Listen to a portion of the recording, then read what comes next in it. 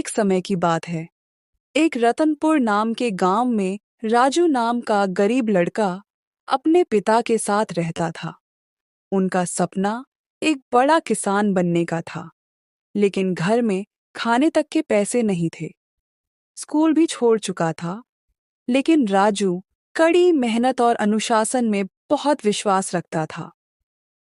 राजू जंगल से खेत की तरफ जाते हुए भगवान से शिकायत करते हुए, हे भगवान, मेरे जीवन में आपने इतनी समस्याएं क्यों दी हैं? मैं तो बचपन से एक सफल और बड़ा किसान बनना चाहता हूँ, लेकिन मेरी जिंदगी की एक समस्या खत्म होते ही कोई दूसरी समस्या आ जाती है। मेरे पिताजी अब बूढ़े हो रहे हैं। मुझे अब घर संभालना चाहिए ताकि उनको इन सब परेशानियों का सामना न करना पड़े। भगवान, ऐसा मैं क्या करूं जैसे मेरे खेत में अच्छी फसल उगे। पूरे गांव में सबसे कम फसल मेरे ही खेत में होते हैं। ऐसा क्या करना चाहिए जिससे मेरे खेत में भी दूसरे के खेत की तरह मिट्टी उपजाऊ हो जाए और ढेर सारे अच्छे फसल उगे और मैं एक बड़ा और सफल किसान बन जाऊं। बस यही सब बात करते करते राजू अपने खेत पहुंचा। भगवान जी, आप ही देखिए, ऐसे बंजर जमीन पर कैसे अच्छी फसल उगेंगे। राजू कुल्हाड़ी चलाता है, पर कुल्हाड़ी जमीन पर गिरते ही ऐसी छटकी जैसी वो मिट्टी पर नहीं, किसी चट्टान पर गिरी हो। राजू अपने खेत के पेड़ के नीचे बैठा और सोचने लगा। ऐसे में तो हमारा कुछ नहीं हो सकता। हे भगवान, क्या करूं? क्या करूं? मैं आखिर क्या करूं? राजू टेंशन में पेड़ के नीचे घूमने लगा और सोचने लगा। कुछ देर बाद, अरे हाँ, हमारे पास जो घर पर लकड़ी काटने की कुल्हाड़ी पड़ी है, क्यों न उससे मैं जंगल से सूखे या खराब लकड़ियां काटूं और उससे कुछ करूं। हाँ, क्या पता शायद इससे कुछ हो जाए। राजू फिर वहां से घर जाकर वह लकड़ी काटने की कुल्हाड़ी लेके जंगल चले जाता है। भगवान, मैं कुल्हाड़ी लेके जंगल तो जा रहा हूं, पर पता नहीं कोई काटने जैसी लकड़ी मिलेगी या नहीं, और मिली भी तो मैं उसका क्या करूंगा। राजू अपने मन में यही सब सोचता हुआ जंगल पहुंचा। वो किसी हरे भरे पेड़ को नहीं काटना चाहता था। वो ऐसे पेड़ को काटना चाहता था जो सूखे हों। थोड़ी देर जंगल में यहाँ वहां खोजने के बाद उसे एक सूखा पेड़ मिलता है। हाँ, ये पेड़ सूखा है, चलो इसे ही काटता हूं। राजू उस पेड़ को काटने लगा। लकड़ियों का अब मैं क्या करूं?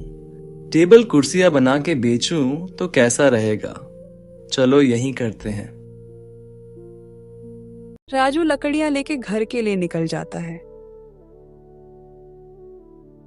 थोड़ी देर बाद उसे कोई मेरी मदद करो ऐसी आवाज सुनाई पड़ती है।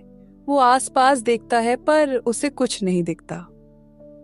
आवाज तो आई मुझे, पर कहां से आ रही है? आवाज कहां से आ रही है, यह जानने के लिए राजू यहाँ वहां देखने लगा। उसने देखा एक घायल बंदर पेड़ के नीचे पड़ा है। उसके पैर में कांटा चुभा था और वो दर्द से चिल्ला रहा था। राजू डरते डरते उसके पास गया, लेकिन उसकी आंखों में डर नहीं, मदद की पुकार थी। अरे दोस्त, तुम्हें तो कांटा चुभा हुआ है, रुको मैं अभी निकाल देता हूं। राजू ने कांटा निकाला और अपने फटे हुए गमछे से उसके पैर पर पट्टी बांधी।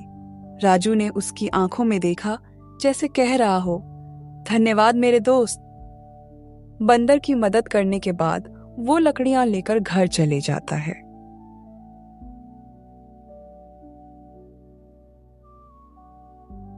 चलो अब लकड़ी को कुर्सी और टेबल बनाने के लिए श्याम चाचा से आरी, कटर और बाकी जरूरी सामान लेके आता हूँ। राजू अपने गांव के रहने वाले श्याम चाचा के यहाँ सामान लेने पहुंचा। घर पर श्याम चाचा हैं क्या? श्याम चाचा घर से बाहर आते हैं। अरे राजू, तू बोलना बेटा, क्या हुआ? बड़े दिनों बाद श्याम चाचा के घर आया है। माफ करना चाचा, अब क्या बताऊं, इस पूरे गांव में सबसे बंजर खेत मेरा ही है। हर साल सबके मुकाबले सबसे कम फसल मेरे ही खेत में होते हैं। पिताजी का भी तबीयत खराब है। ऐसे में मेरा फर्ज है कि मैं अब घर की जिम्मेदारियों को उठाऊं। पर चाचा खेत में मिट्टी नहीं पत्थर हो चुके हैं, उन पे कुल्हाड़ी चलाने पर काम नहीं हो पा रहा है। इसलिए मैंने सोचा कि जंगल से सूखे लकड़ियां काट के टेबल कुर्सी बना के बेचूं। अरे राजू बेटे, तू तो बहुत बड़ा और समझदार हो गया है। ये सुन के बहुत दुख हो रहा है कि तुम्हारे पिताजी की हालत खराब है और खेत की हालत बहुत खराब है। पर तुम चिंता मत करो, मैं तुम्हारी मदद करूंगा। क्या सच में चाचा? मैं पर कैसे? देखो बेटा, तुमने आज तक कोई इस तरह का काम नहीं किया है, पर मैंने ये काम बहुत लंबे समय से किया है, तो तुम फिक्र मत करो, मैं तुम्हें ये काम सिखाऊंगा। क्या सच में श्याम चाचा आप मेरी मदद करेंगे? आपका बहुत बहुत धन्यवाद। हाँ बेटे, कोई बात नहीं, तुम लकड़ियां सीधे मेरे यहां लेते आना, मैं तुम्हें यहीं सिखाऊंगा। और जो भी सामान बन के तैयार हो जाएगा तो तुम उनको बाजार में बेच देना, ठीक है ना? जी चाचा जी। अच्छा, अब मैं चलता हूं, कल आ जाऊंगा लकड़ियां लेके। ठीक है बेटा, जाओ। उसके अगले कुछ दिन राजू जंगल से सूखी लकड़ियां लेके श्याम चाचा के घर जाता और श्याम चाचा राजू को फर्नीचर का काम बखूबी से सिखाते थे। और समय मिलने पर राजू अपने खेत में भी थोड़ा काम कर लेता था, जैसे मिट्टी खनना, ताकि वो आम खेतों की तरह नरम हो जाए। वहीं पर वो घायल बंदर अब ठीक हो चुका था। अब वो जंगल से बहुत सारी बीजें ले आया करता और राजू के खेत में फेंक देता, जिसके कारण समय के साथ राजू का खेत बहुत अच्छा हो गया और उसपे अब धीरे धीरे फसल आने लगे।